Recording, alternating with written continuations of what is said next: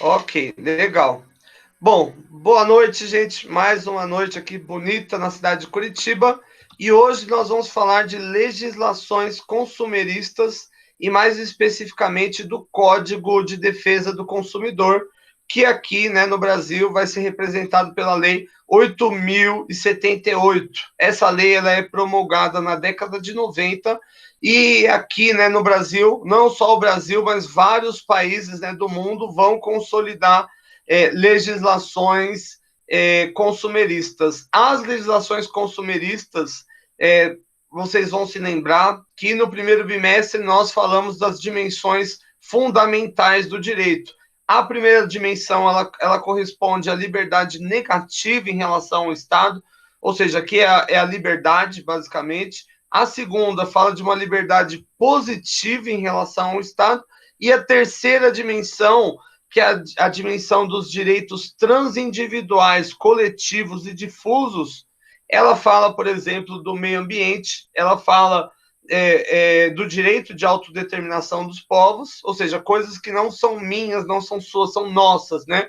E, por fim, das legislações consumeristas, as legislações do âmbito do consumo. Bom, então no Brasil a gente vai seguir uma tendência histórica, né, que já estava já em consonância lá fora, né? Ou seja, aqui não é um código exato. E basicamente eu vou passar aqui alguns macetes para a gente entender melhor o Código de Defesa do Consumidor, mas basicamente ele traz uma baliza, né, no que diz respeito a como vai ser a atividade comercial, e essa baliza, por sua vez, ela é acompanhada de direitos e obrigações, aqui pensando nas duas pontas do consumo, né? De um lado, o consumidor e do outro lado, o ofertante, né? Nesse caso, o comerciante. Bom, eu vou compartilhar a tela e eu vou montar esse esquema aqui com vocês. E mesmo que tenha talvez pouca gente aqui, o pessoal pode ver tranquilamente depois na live, a gente também deixa esse esquema montado. Eu vou abrir até o Paintbrush aqui para montar. Então, a primeira coisa que a gente pode fazer é um contraste quando a gente fala do CDC, né, que é o Código de Direito do Consumidor, uma relação com o Código Civil. No Código Civil, vamos colocar aqui, no Código Civil, como que funciona a responsabilidade? A responsabilidade ela funciona do seguinte modo. Primeiro, vai guardar uma relação com a ação ou a omissão da outra parte. Por exemplo, para uma situação ela se configurar como crime. Ela, por exemplo, uma ação na nossa sociedade, você atirar em uma pessoa, isso é uma ação. Ou você negligenciar o socorro a uma pessoa, isso é uma omissão. O segundo escopo seria a questão do dolo, ou seja, a culpa. Vamos arrumar aqui. Nesse caso, novamente, atirar em uma pessoa propositalmente é um tiro doloso. Atirar acidentalmente é um tiro culposo, né? Quando nós falamos aqui do ato culposo, é quando não há a intenção. O terceiro ponto é o nexo causal, ou seja, a sua ação ou omissão que teve, que foi dolosa ou culposa, foi responsável pelo prejuízo, né, pelo que está sendo pleiteado. E, por fim, qual foi o resultado danoso que se estabeleceu. É assim que se fala no Código Civil. Qual que é a diferença? Vamos colocar aqui deixa eu pegar aqui, ó. Qual que é a diferença em relação ao Código de Defesa do Consumidor para o Código Civil? Uma única diferença. O Código de Defesa do Consumidor, ele não vai considerar, na maioria dos casos, tem só uma exceção, mas na maioria dos casos não vai considerar a questão do dolo e culpa. Então, dolo e culpa a gente tira fora. A gente tira fora. Fica apenas aqui nessa questão. Quando nós falamos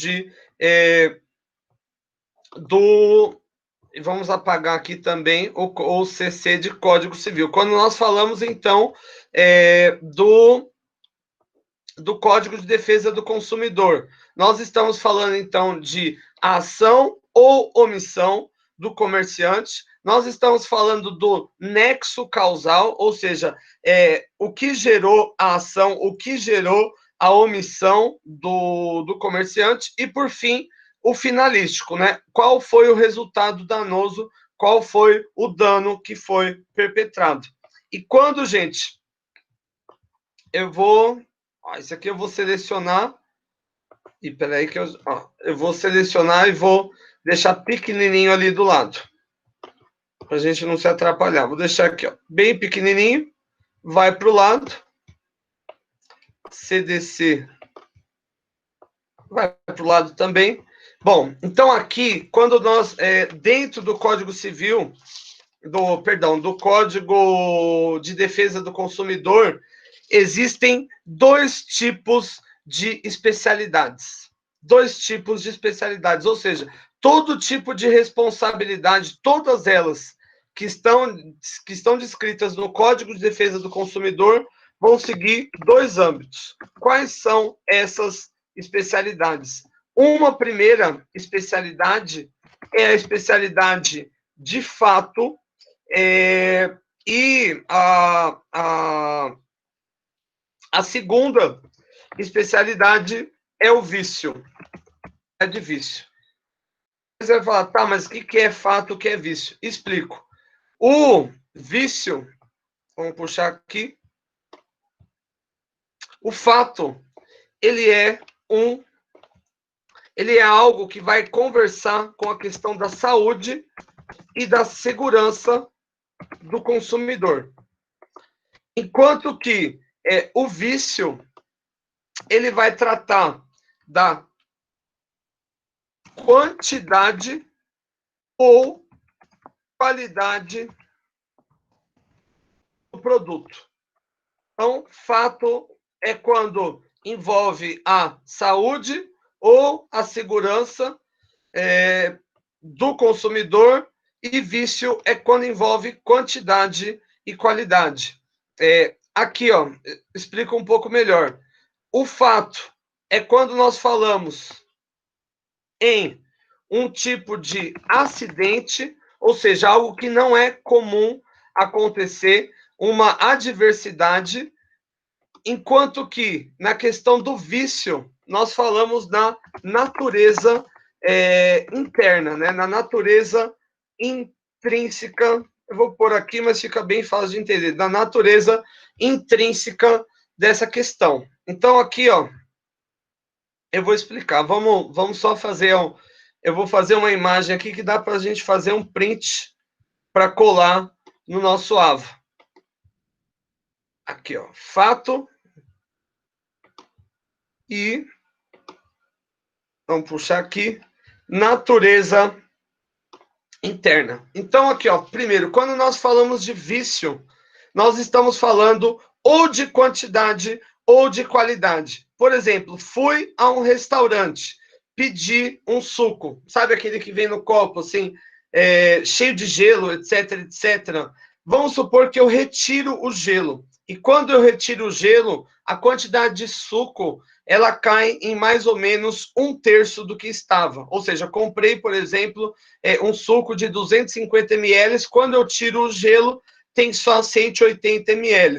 Nesse caso, isso aqui se trata de um vício de quantidade. Está vindo menos. Eu posso reclamar, está no meu direito. Se eu comprei 250 ml, eu tenho que levar 250 ml. Agora, vamos supor que eu compro o mesmo suco, mas o suco não é o que eu pedi. Por exemplo, eu comprei um suco de laranja e vem um suco de mimosa. Nós estamos falando aqui de um vício de qualidade. Agora eu vou dar um outro exemplo, e nesse caso não vai envolver necessariamente a vida. Agora, no caso do fato, quando nós estamos falando de fato, nós estamos falando de acidente. Aliás, eu vou contar uma que é até que interessante. Deixa eu cortar para mim. Bom, vou cortar aqui para mim. Vou contar um caso interessante que eu acho que pode exemplificar bem o que vai ser um fato. Essa foi uma história que aconteceu mesmo com alguém próximo, mas já faz mais de 20 anos. Então, uma criança que, enfim, era conhecida da família, da minha família, né? A gente conhecia a família deles, colocou o gato dentro do micro-ondas, ligou o micro-ondas e o micro-ondas explodiu. Enfim, a família entrou com uma ação contra a empresa, né? Já era depois da década de 90, ou seja, já tinha o Código de Defesa do Consumidor, acionou dentro do Código de Defesa do Consumidor, dizendo que aconteceu um acidente. A empresa rebateu, dizendo assim, olha, mas não é para colocar gato no micro-ondas, claro que ele ia explodir, né?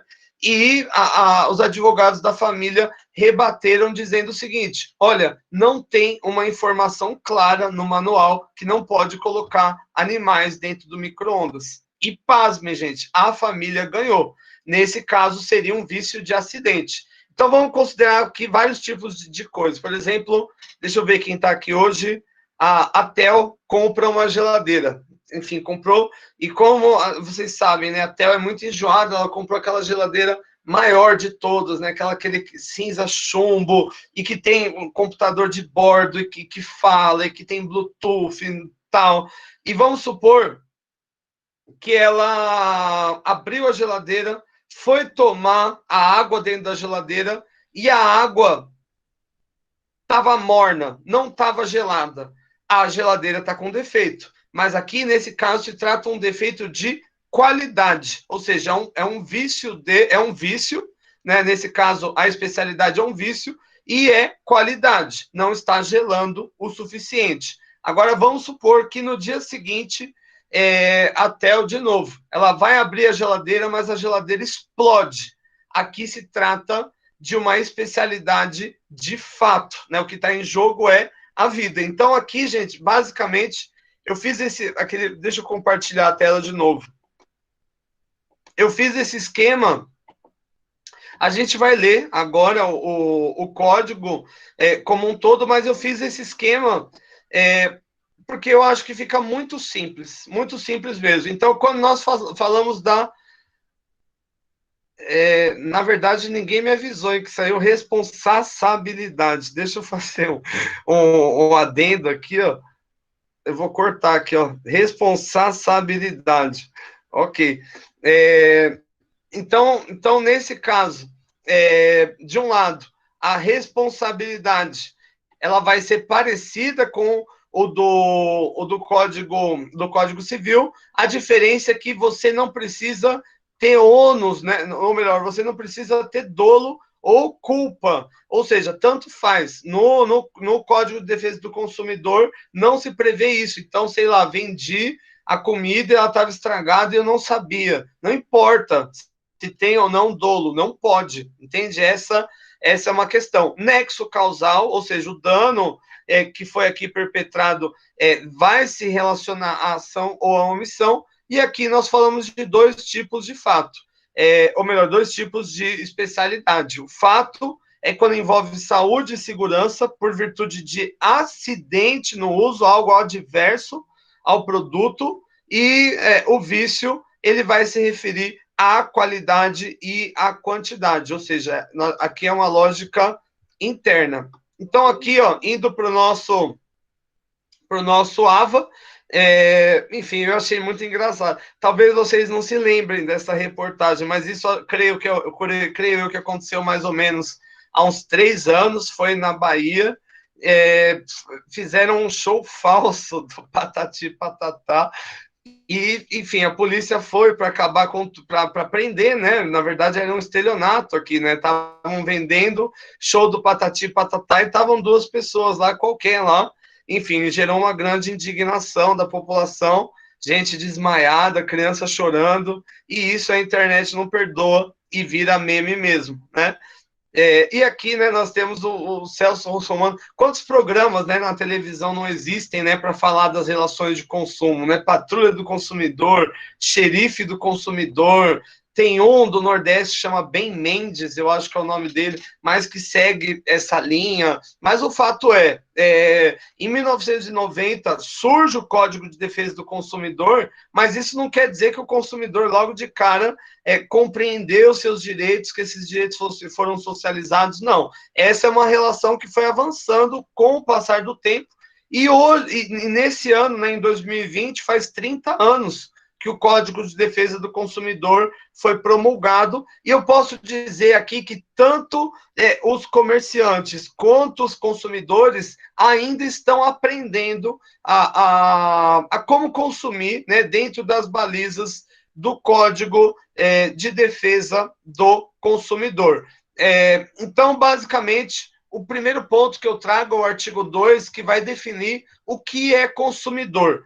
O que é consumidor? Toda pessoa, física ou jurídica, ou seja, pode ser eu, ou a minha empresa, ou a minha holding, né, ou a minha ONG, que adquire ou utiliza produto ou serviço como destinatário final. Ou seja, se você é uma pessoa física, se você é uma pessoa jurídica e você compra ou usa um produto ou serviço que é destinatário final, um tênis Nike, você andou de ônibus, você foi para Disney, você comprou um chinelo Havaiana, aqui você é classificado nessa ponta como consumidor. Isso aqui é simples e não demanda também muita filosofia em cima disso, né? Parágrafo único. Equipara-se a consumidor a coletividade, ou seja, o grupo de pessoas, ainda que indetermináveis, que haja intervindo dentro das relações de consumo. Ou seja, o consumidor, dito de outra forma, vamos falar de forma simples. Basicamente, o consumidor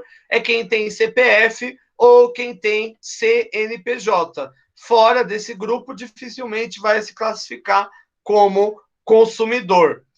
Artigo 3º, fornecedor. Ou seja, aqui eu tenho o consumidor é uma ponta da relação, agora vamos à outra ponta da relação.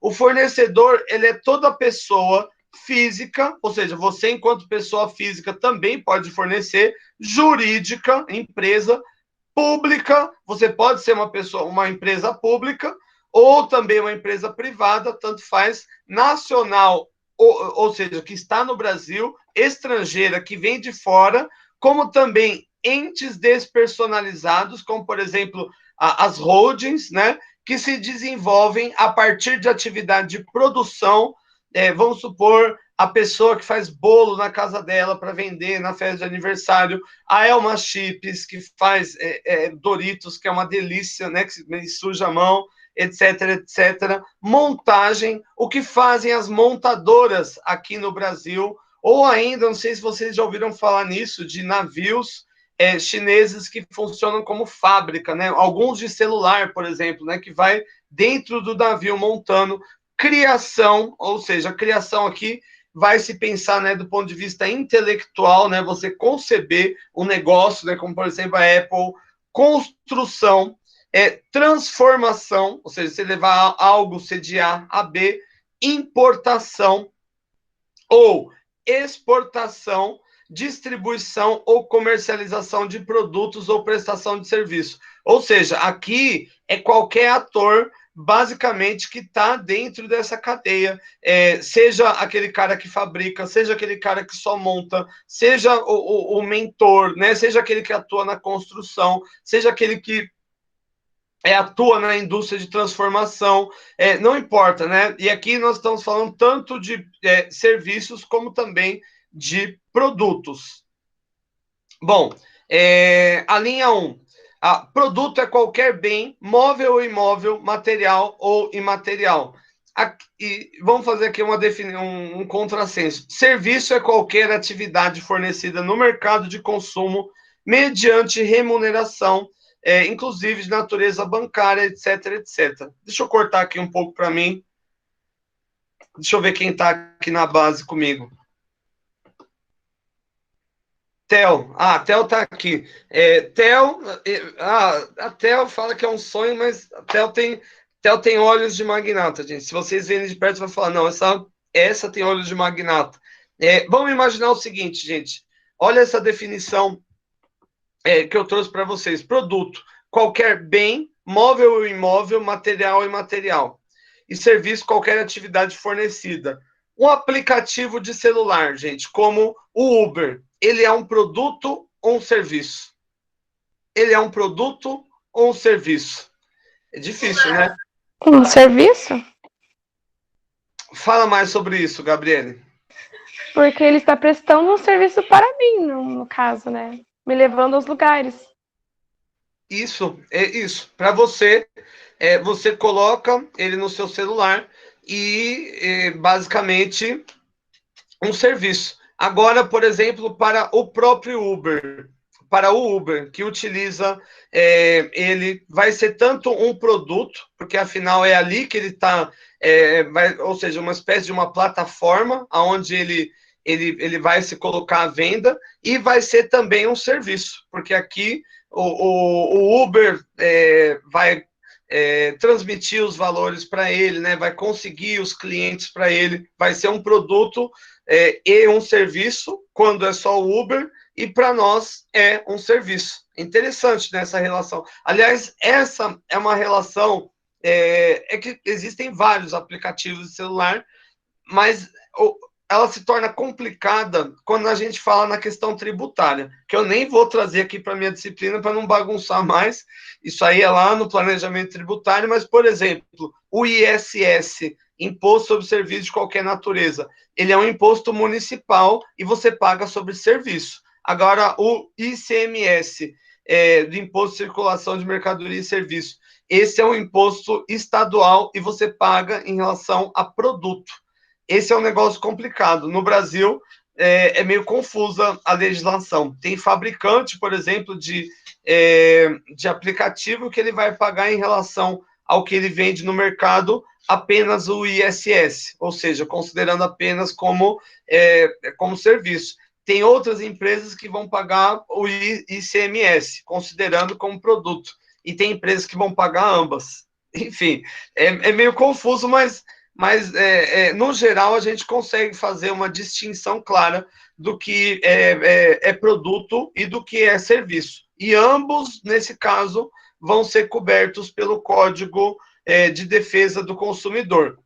O artigo 4, ele vai dizer o seguinte, que a política, né, que ela nasce com o código, ela vai ser forjada para atender a necessidade dos consumidores em relação ao quê? A dignidade, a saúde e a segurança. Lembra que naquele modelinho, quando a gente falou de vício e de fato, né? Quando a gente falou de fato, a gente falou de saúde e segurança, e quando a gente falou de vício, a gente falou de quantidade e qualidade. Ou seja, ambos aqui estão previstos no artigo 4, e a proteção dos interesses econômicos, a melhoria da qualidade de vida, bem como transparência e harmonia nas relações de consumo, atendendo os seguintes princípios. Eu vou aqui compartilhar a tela para a gente ver junto.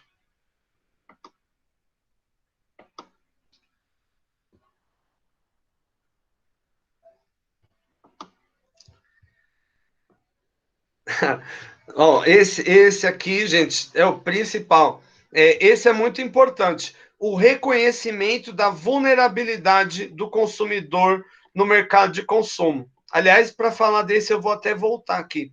Esse aqui, ele já coloca como primeiro princípio, por quê? Porque ele é fundamental. Da mesma forma na Justiça do Trabalho. Na Justiça do Trabalho, o reconhecimento da vulnerabilidade se dá em relação ao empregado e não empregador. Vamos supor, deixa eu ver, tem alguém aqui que pode falar comigo? A Gabi, a Theo, qualquer um, para a gente fazer um bate-bola.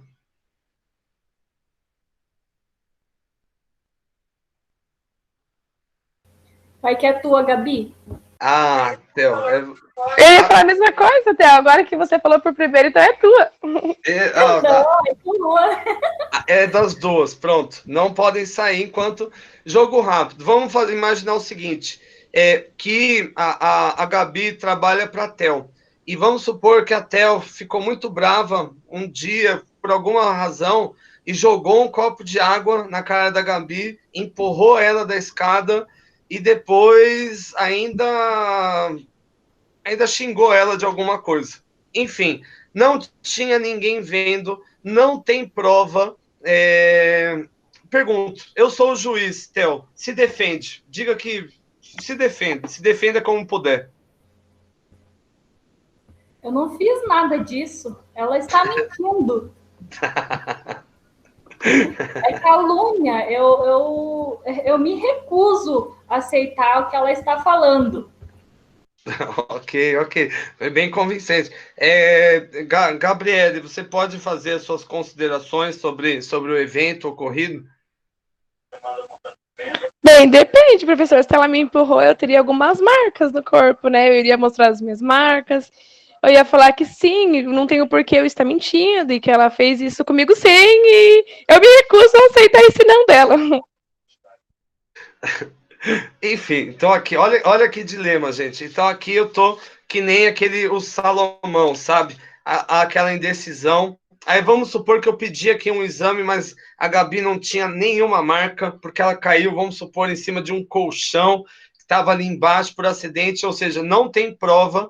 E a Theo também não tem prova. E agora, o que eu faço? Eu, juiz, o que eu faço?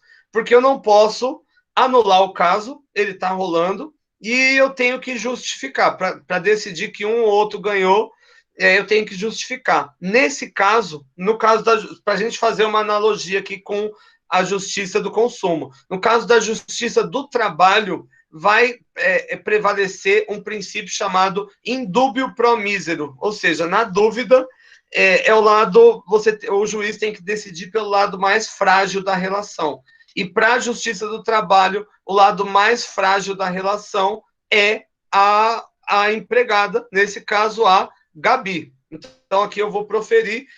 Theo, infelizmente, em vista aí, né, da violência terrível que você perpetrou contra a minha colega Gabriele Nunes, fica aí declarado a pena aí de dano moral equivalente a 90 salários mínimos a ser pago em 3 vezes, a começar pelo 5º dia útil do mês que vem. Puf, bati o martelo. Na relação, enfim, todo mundo saiu feliz, Theo ficou menos rica, Gabi também teve seu dano reparado. Na justiça, no Código de Defesa do Consumidor, como vocês viram ali, o lado mais fraco da relação é o do consumidor. Então, num embate desse, vamos supor aqui de novo, Theo e Gabi. A Gabi foi à loja da Theo para comprar uma assessoria relacionada ao mundo dos negócios. E vamos supor que a Theo não entregou. A Theo falou, vem aqui um determinado dia que eu vou fazer a sua assessoria, e a Theo sumiu, a Theo não dá as caras, a Theo não aparece, e isso vamos supor que foi parar na justiça, e que lá na justiça, né, vamos supor que pelo PROCON, não consegue corroborar nem que a Gabriele não teve, né, o serviço, e não consigo comprovar que a Theo não ofertou o serviço.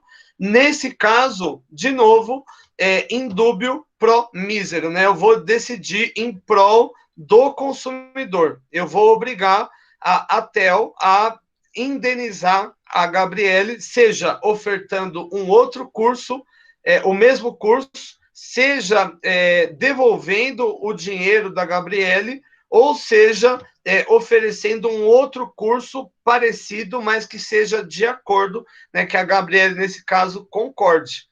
Bom, é isso, mais ou menos é isso. Então, da mesma forma que na justiça do trabalho, o lado mais fraco é o consumidor, na justiça do consumo, o lado mais...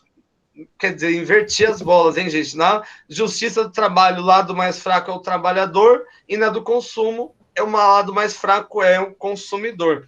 E nas duas vezes a Theo teve que pagar o pato.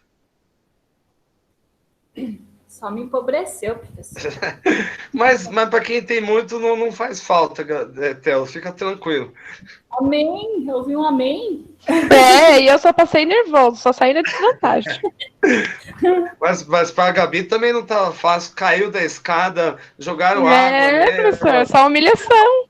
Venderam o curso. Salários mínimos, mais um curso. Não, cada um tem um preço. É o mínimo, né? Pela humilhação que eu passei. Exato. Muito bem, as minhas meninas aqui já entenderam bem o espírito. O espírito é esse mesmo. Bom, deixa eu compartilhar aqui de novo.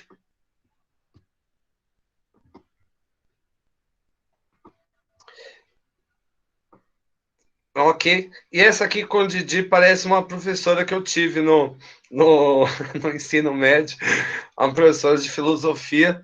Bom, em continuação, o inciso 2 diz o seguinte: ação governamental no sentido de proteger efetivamente o consumidor, ou seja, tem o Código de Defesa do Consumidor e é o governo que vai cuidar dele ser aplicado. De que forma? Por iniciativa direta, ou seja, ele mesmo fiscalizando, por incentivo à criação e desenvolvimento de associações representativas, ou seja, ele oferecendo apoio, como, por exemplo, a Associação de Consumidores, enfim, e derivado, né, ONG, OCIP, pela presença do Estado no mercado de consumo. Esse aqui é interessante. Deixa eu voltar aqui de novo.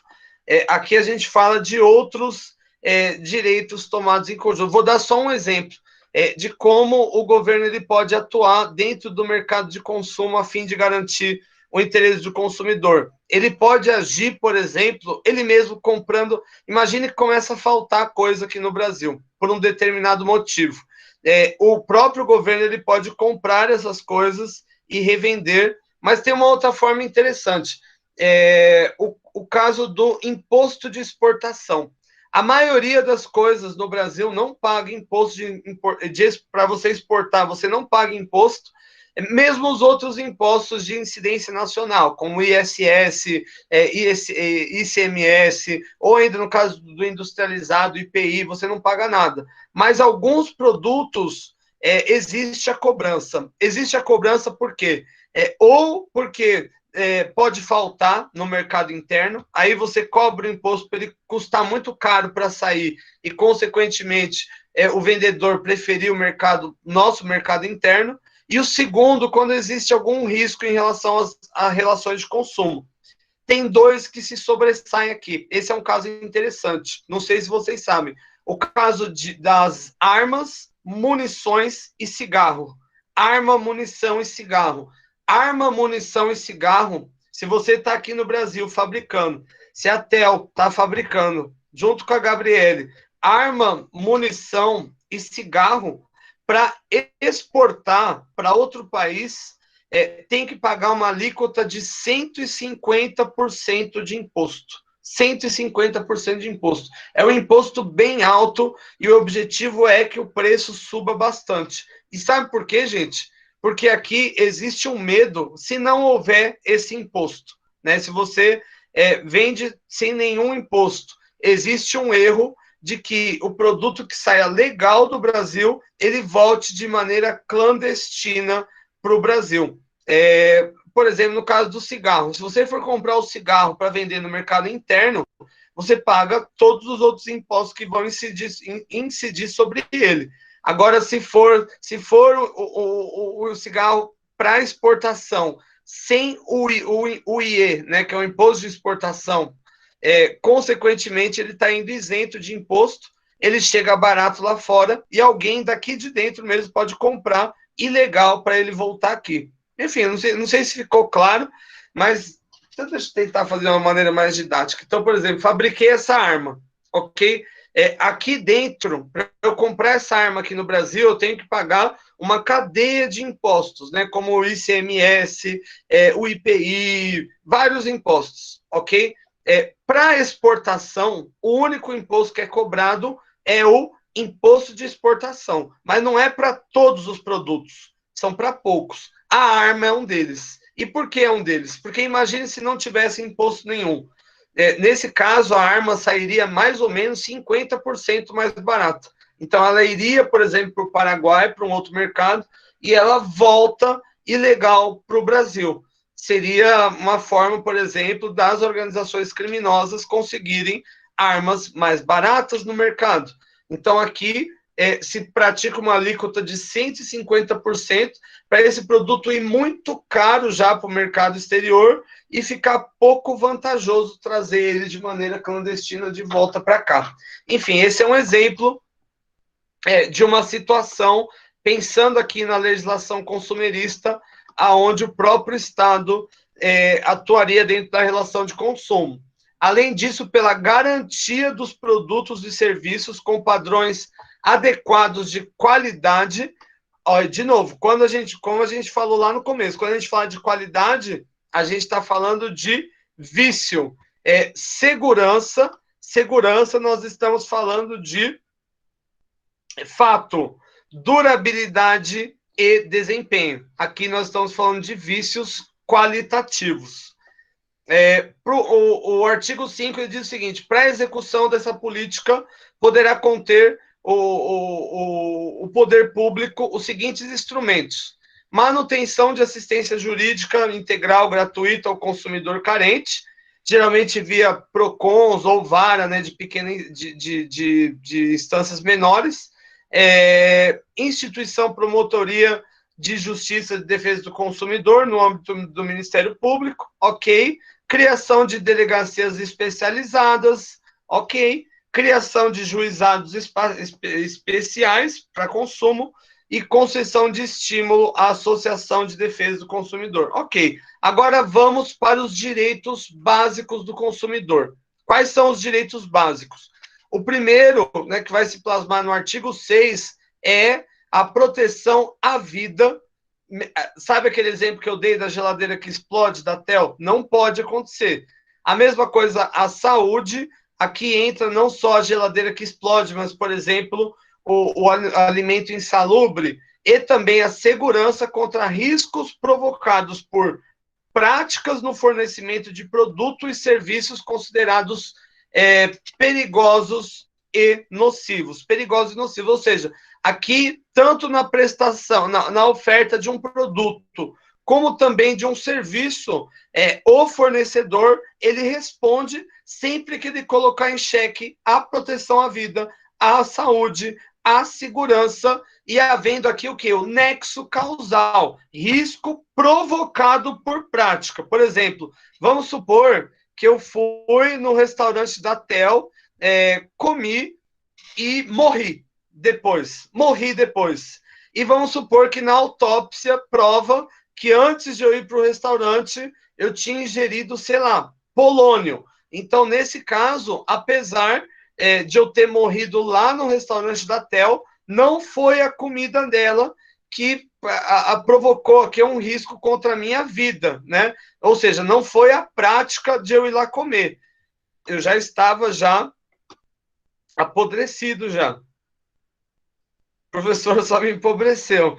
Theo, tem que, na vida, nem só de dinheiro vale as coisas. Segundo, esse ponto aqui eu acho duvidoso. É um direito de todos os consumidores brasileiros a educação e a divulgação sobre consumo adequado dos produtos e serviços, assegurada a liberdade de escolha e igualdade nas contratações. Sinceramente, gente, eu nunca tive uma aula na escola sobre educação, sobre consumo, nada disso. Enfim, mas é um dever, é uma prerrogativa do Estado e um dever das pessoas. Enfim, outro ponto importante.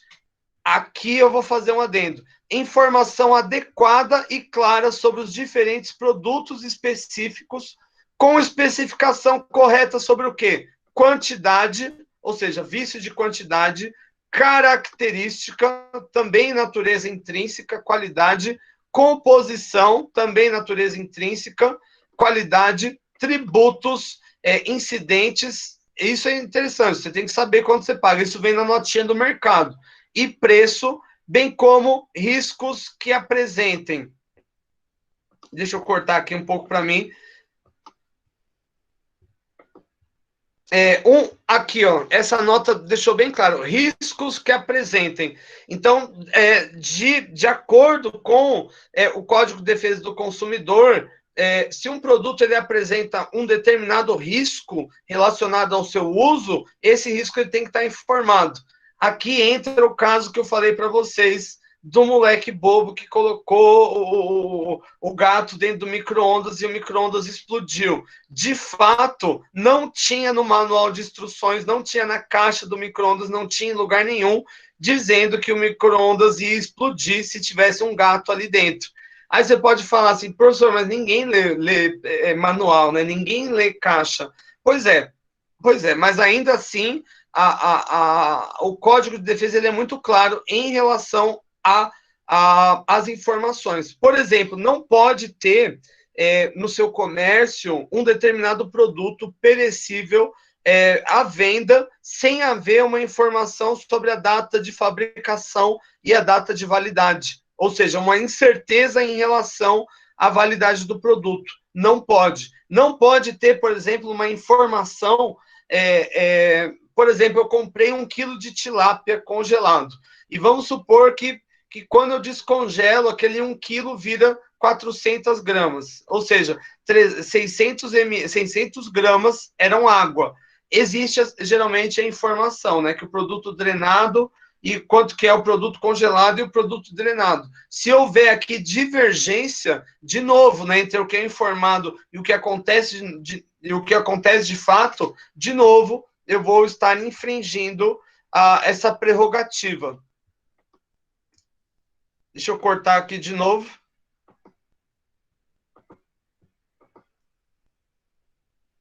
E eu vou colocar foto de comida aqui, gente. Mas eu vou te falar, acho que é mal de gordinho, mas eu tô com uma baita fome.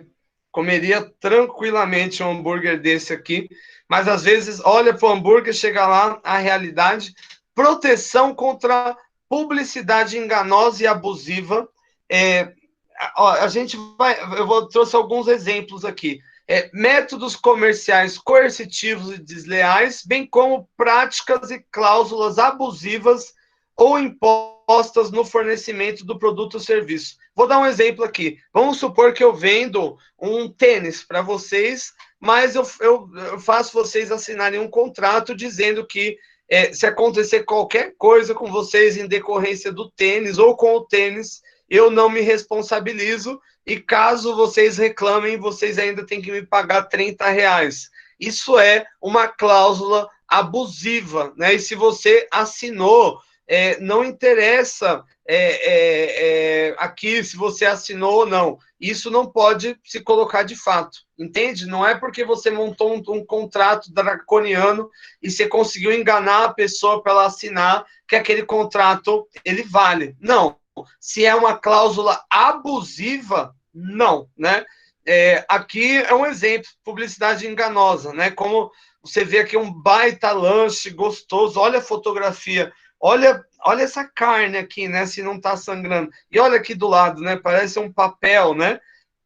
Olha esse aqui, ó. Esse aqui é um exemplo interessante. Porque não está falando exatamente uma mentira, mas está induzindo ao erro se a gente pensar, né, que o brasileiro é um dos povos, né, que tem mais dificuldade no planeta em interpretação de texto. Olha aqui, possivelmente americanas, hein, essa publicidade. Ó, tablete de chocolate, 1 por R$3,99 ou, né, 3 por R$11,97. Se vocês fizerem a conta aqui, né, R$3,99 vezes 3, vai dar já esse valor. Professor, não pode ser. Não é verdade. É verdade, no duro. E pasme, gente, muita gente só bate o olho. Eu talvez cairia nessa, né? Você bate o olho ali rapidinho e fala, legal, vou pegar 3 ao invés de levar 1. É para induzir ao erro, né? Não teria problema. Se eu chego na Americanas e vejo o Fini 3 por 10, eu compro. Então, não precisa. Eu também, nossa. Aliás, cadê a Theo pode responder aqui. Se eu não levava Fini para a turma, eu sempre levava chocolate, essas coisas, e era sempre na Americanas. Tava indo para Murici. O ano que vem, vamos pegar a nossa turma de novo. Eu vou ficar muito chateada. Porque parece que, nossa senhora, todo dia rola um doce, uma pizza. Gente, comer é comigo mesmo, gente.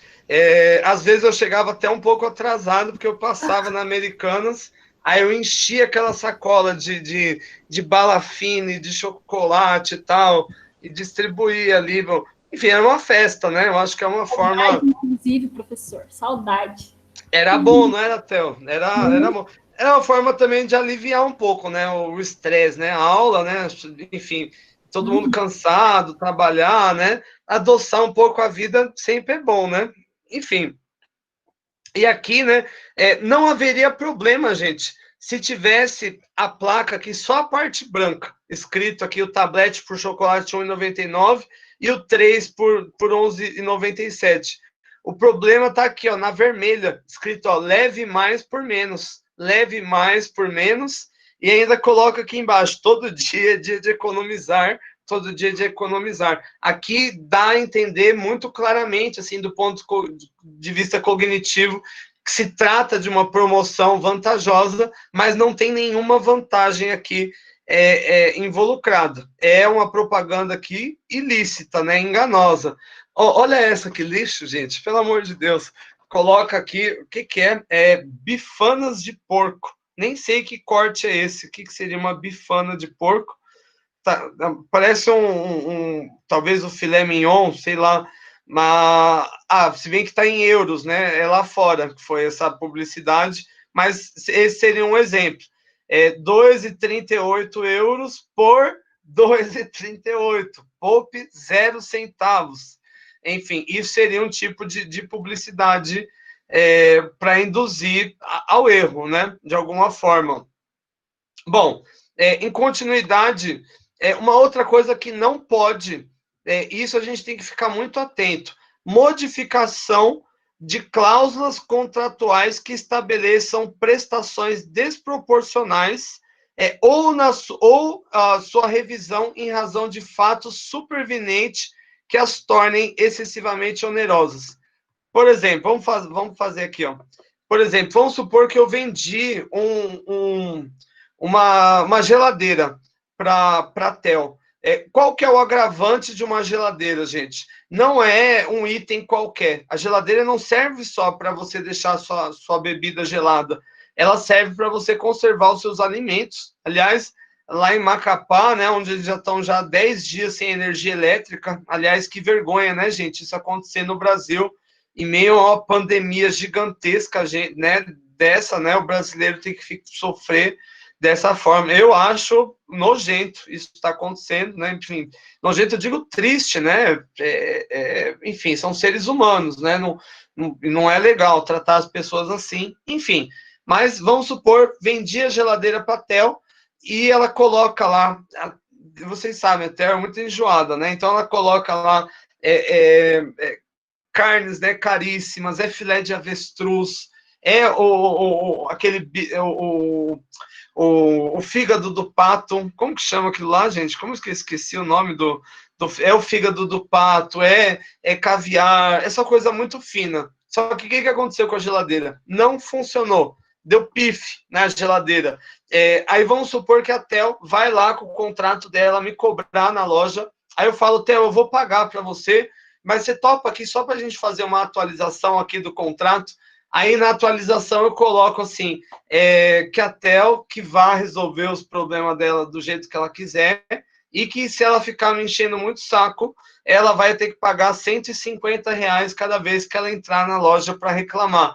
Enfim, mesmo que ela assine, não pode, né? Não pode. Aliás, primeiro, a alteração contratual, ela pode ocorrer, mas desde que seja, né, em comum entre as partes.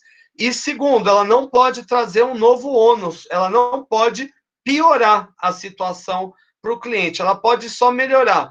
Por exemplo, vamos supor de novo que a Tel comprou, sei lá, um curso, um curso de balé lá. Não, um curso de balé não, gente, um curso de outra coisa, um curso de pós-graduação, legal, em administração, que vai ser todo sábado às X horas.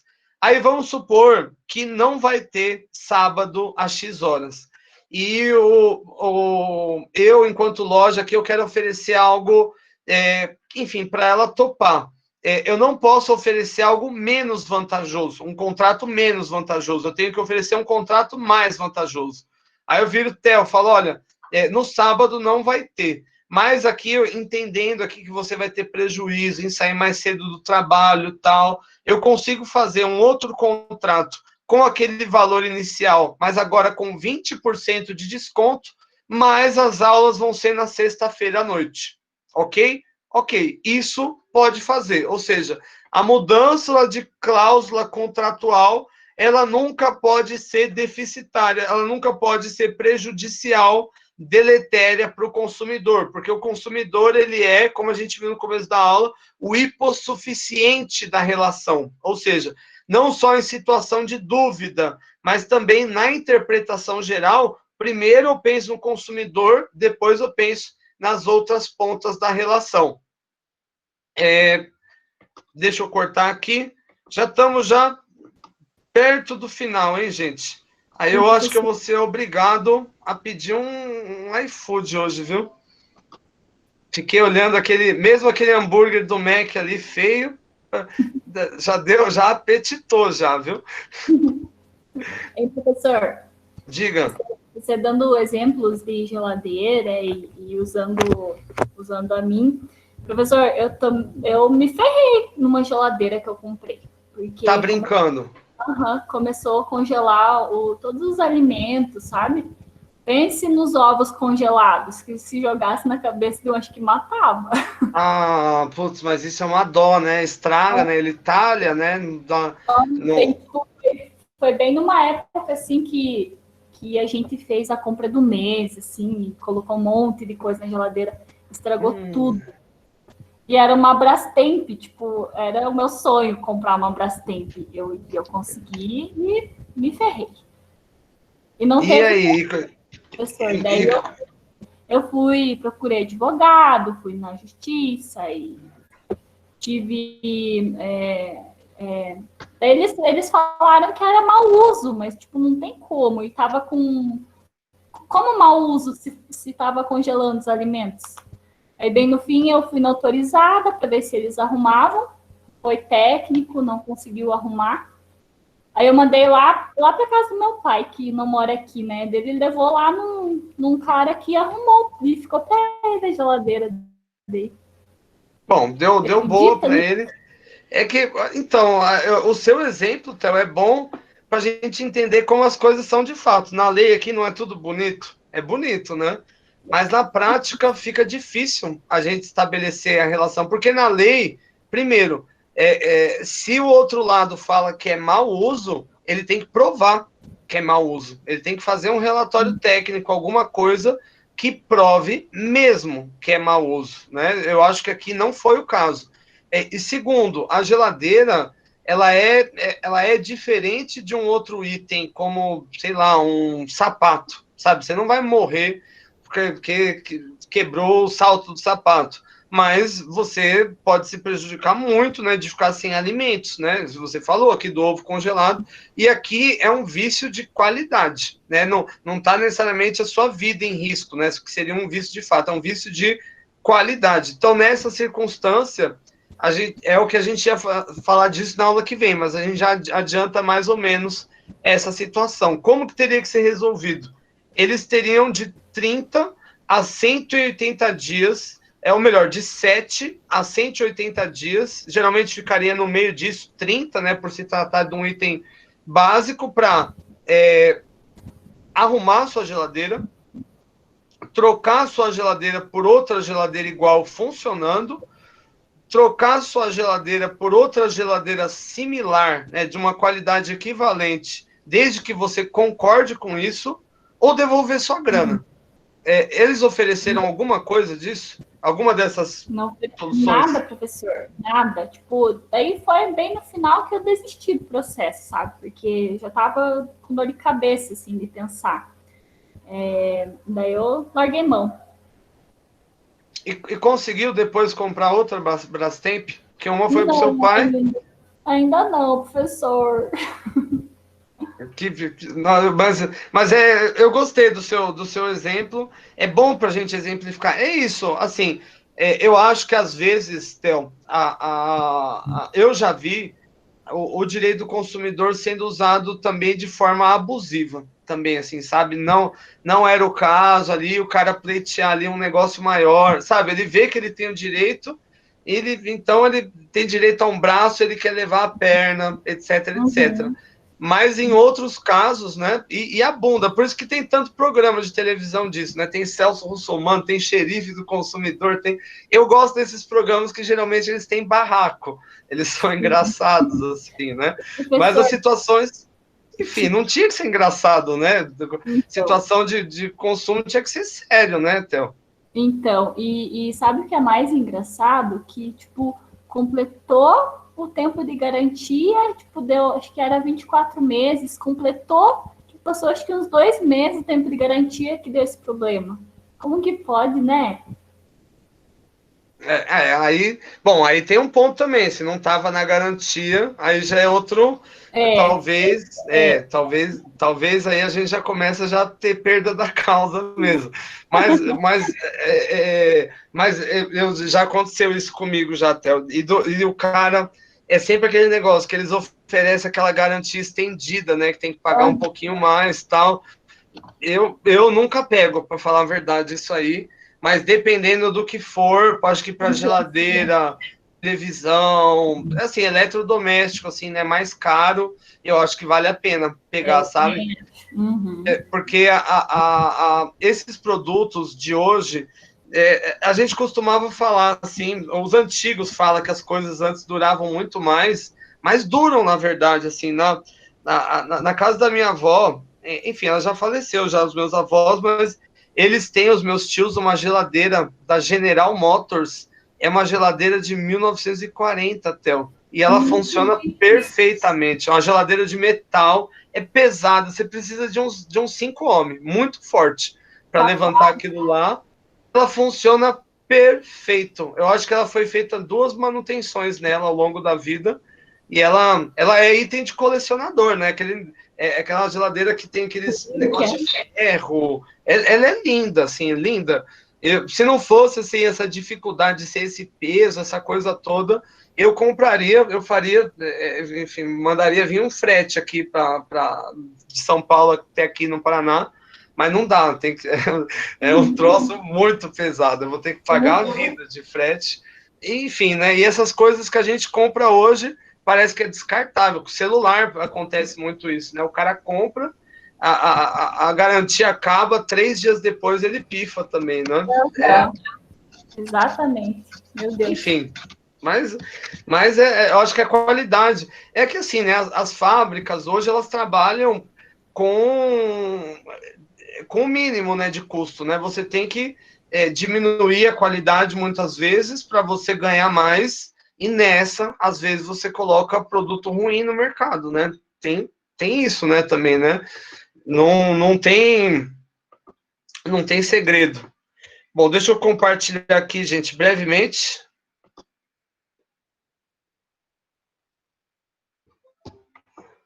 Bom, quarto ponto, gente, quarto parágrafo.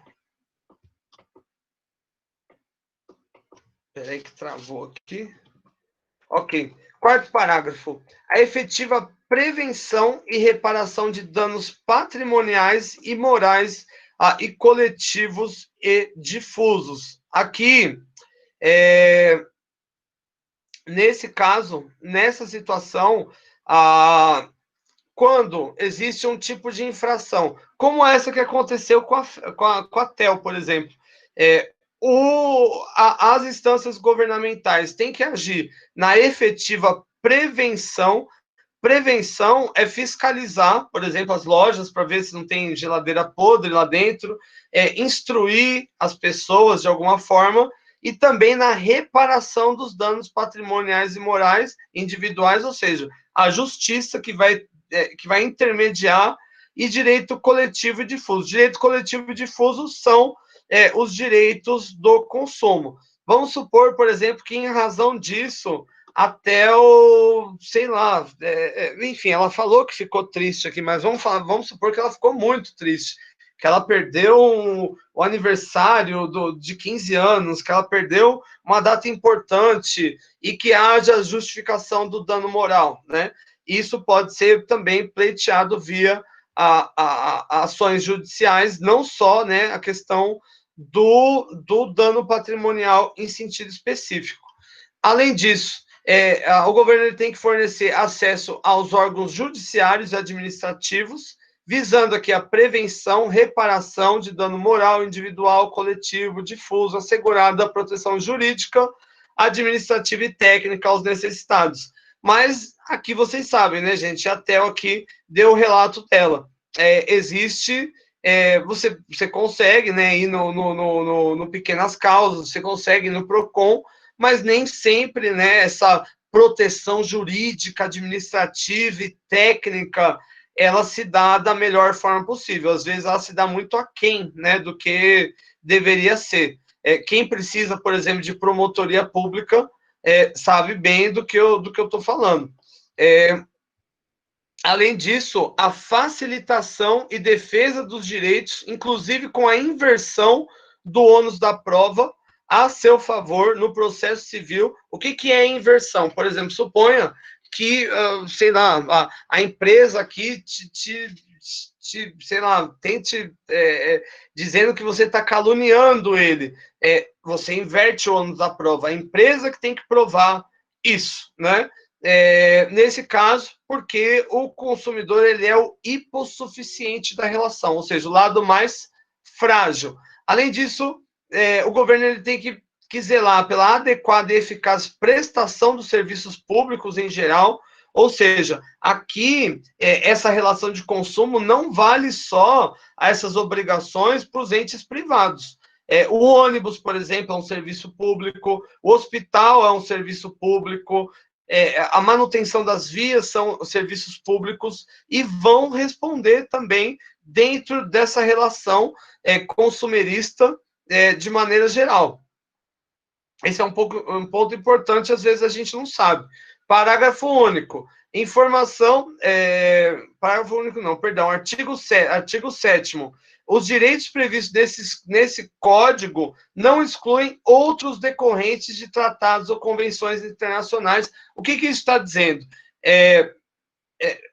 O que está nesse código, ok, está valendo, mas não exclui outros códigos que existem. Nesse caso, ele está falando das convenções internacionais, que o Brasil seja signatário, como, por exemplo, as convenções junto à Organização Mundial de Comércio, da legislação interna extraordinária. Vamos supor que tem uma legislação especial de consumo em um determinado município, aqui em Curitiba, para falar do consumo de vacina de coronavírus, ok? Apesar de você ter essa legislação, ela ainda vai entrar também no Código de Defesa do Consumidor. De regulamentos expedidos pelas autoridades administrativas competentes, ou técnicas, né, como é o caso da Anvisa, de novo, né, no caso das vacinas, bem como dos que derivem dos princípios gerais do direito, analogia, costumes e equidade. E princípios gerais do direito a gente falou também lá no começo do primeiro bimestre, né, o princípio da legalidade, da imparcialidade, etc, etc. Ou seja, por mais que o Código de Defesa do Consumidor ele seja muito amplo, ele não vai excluir, ele poderia falar assim, não vou excluir nada. Ele não só diz que não vai excluir, como ele define o que ele não exclui. Eu não excluo princípios do direito, não incluo as analogias, eu não incluo o costume. Até o costume é considerado, inclusive, aqui, né? Esse determinado hábito de consumo, né? Uma prática de comércio, ela já é consagrada em uma região, ela é também coberta dentro do Código de Defesa do Consumidor. E, por fim, último parágrafo, né? Na aula que vem nós voltamos ao código, aí a gente vai falar de reparação, de formas, de maneiras de acionar, né? Como que o comerciante ele pode responder também. Parágrafo único. Tendo mais de um autor, por exemplo, são duas lojas, né, do mesmo segmento, todos responderão solidariamente Vamos supor que eu vendi,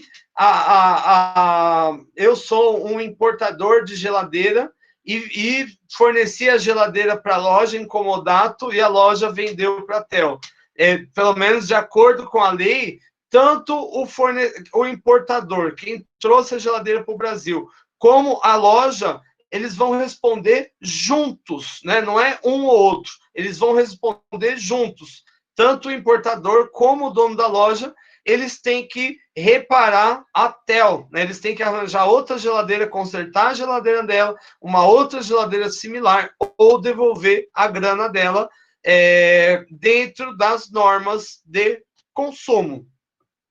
Gente, é isso, então. Então, basicamente, aqui é o resuminho, né? Quando a gente fala, então, de Código de Defesa do Consumidor, nós estamos falando de uma responsabilidade. Eu tinha escrito antes aqui errado, em responsabilidade, já arrumei. Então, dentro do Código Civil, a responsabilidade a se dar por ação ou omissão, por dolo ou culpa, por nexo causal e por resultado danoso. A responsabilidade dentro do Código de Defesa do Consumidor é quase igual, com exceção da questão do dolo e da culpa. Isso não importa. Não importa se você sabe ou não da coisa. Ou seja, você, enquanto comerciante, enquanto fornecedor, responde por suas ações, ou seja, por aquilo que você faz, por aquilo que você vende, por as suas omissões, ou seja, por o que você deixa de fazer, por algo que você deixa de trocar, por uma informação que você deixa de oferecer, por uma relação de nexo causal, ou seja, a sua ação ou omissão, ela causou algo, e, por fim, o resultado que foi causado pelo nexo, né? O resultado danoso. Havendo aqui essas três configurações, o fornecedor, ele responde. E ele vai responder por vias. Ele vai responder. Deixa eu pegar aqui um rosa aqui. Ele vai responder por vias de fato ou ele vai responder por vício. Nós falamos como vias de fato quando são situações que vão afetar a saúde e a segurança do usuário, do consumidor. No caso do vício, nós falamos necessariamente de coisas que vão afetar ou a quantidade do produto ou a qualidade. Nesse caso, quando nós falamos de vício, nós estamos falando de um acidente, ou seja, não é algo esperado que aconteça. Agora, quando nós falamos em vício, nós falamos em natureza interna. E vamos dar aquele exemplo de novo. A Tel comprou a geladeira. E ela comprou, enfim, ela está até traumatizada de eu tanto falar disso hoje. Mas ela comprou a geladeira. A geladeira explodiu. Isso é um acidente e vai se configurar como um fato, né? Porque vai se comprometer a saúde e a segurança dela. Vamos supor que ela comprou a geladeira e a geladeira está gelando demais. É ovos congelados. Nesse caso, é um vício, e um vício correspondente à qualidade, à forma como funciona a geladeira. E tem natureza interna, né? Um defeito interno. Ou, vamos supor uma outra situação. Fui a uma pizzaria, olha a fome já batendo. Vamos ver aqui se tem algum aqui de pizza. Comprei uma pizza e a pizza tinha uma barata nela, né? Isso é um acidente. Ninguém colocaria uma barata propositalmente em relação à pizza. Nesse caso, é uma situação que afeta a minha saúde, é um acidente, então é um fato, é uma responsabilidade de fato. Numa outra situação, comprei a pizza e veio faltando um pedaço. É um vício de qualidade, de quantidade. Veio menos do que eu comprei. E a responsabilidade, nesse caso do fornecedor, como não, aqui não tem dolo, ou seja, não precisa ter culpa. Por exemplo, fui na pizzaria, comprei a pizza, veio faltando um pedaço, não interessa que a pizzaria não sabia que estava faltando um pedaço, não interessa que a pizzaria vendeu e tinha barata, ela vai responder de fato, ok? É isso, é isso. E todos os outros pontos que nós trabalhamos na aula foi para destrinchar mais especificamente essa questão. Na aula que vem, nós continuamos a leitura do Código de Defesa do Consumidor e nós vamos entrar em outras questões, como, por exemplo, as formas de reparação, as responsabilidades e dentre outros pontos. Gente, se está tudo bem, se está tudo numa boa, eu vou ler a nossa questão de frequência. E como vocês bem sabem, né, gente? Para a nossa questão de frequência não existe certo ou errado, existe apenas a sua convicção. E nada é mais importante do que isso. Então, aqui em suma, o Código de Defesa do Consumidor ele traz uma baliza normativa no que tange às relações de consumo no Brasil. Nesse sentido, assinale a alternativa a seguir que melhor versa, né, que melhor combina com a sua opinião. A. O fato da ação passível de indenização nas relações de consumo não demandar dolo, ou seja, não precisa ter intenção, pode levar a muitas pessoas, por falta de conhecimento, a incorrerem em infrações contra a relação de consumo. Vamos supor que eu sou um tiozinho de 80 anos e eu resolvo vender mel na frente da minha casa, mas eu não coloco uma embalagem no meu mel. Eu estou infringindo a relação de consumo, nesse caso, sem dolo, eu não tinha intenção, mas caí no erro, né, nesse caso. E eu acho que no Brasil, onde a gente não tem ensino formal de relação de consumo, né, onde a gente não tem educação para nada, né, é provável que as pessoas não saibam as coisas, né, por isso que a gente está na faculdade, inclusive, para aprender, né, esse é um ponto. Essa é uma possibilidade. B, apesar de ser uma prerrogativa do governo, segundo o Código de Defesa do Consumidor, ao que parece, a educação contemporânea em relação às relações de consumo para a grande massa ainda parece escassa, com vício na quantidade, possivelmente na qualidade. Gente, é obrigação do governo ensinar nós as relações de consumo. Eu nunca tive uma aula sobre Código de Defesa do Consumidor na escola, o governo nunca veio falar disso comigo, né? Talvez ele esteja deixando aquém essa situação. C, o desconhecimento geral dos brasileiros, sejam eles consumidores ou comerciantes, pode levar as balizas do Código de Defesa do Consumidor a serem fragilizadas, ou seja, a maioria dos consumidores não conhece, a maioria dos comerciantes não conhece. Nesse caso, muitas vezes a letra da lei fica no vazio. D, como acontece em resposta a outros diplomas normativos, o Código de Defesa do Consumidor, em alguns casos, pode levar consumidores a abusarem de forma indevida dos seus direitos, sobretudo por esse diploma reconhecer o consumidor como um hipossuficiente. Ou seja, aqui a lei já diz que, na dúvida, quem está certo é o consumidor. Vamos supor que existe uma situação onde o cara, sei lá, jogue de propósito uma barata dentro do lanche para tentar pleitear danos morais do McDonald's.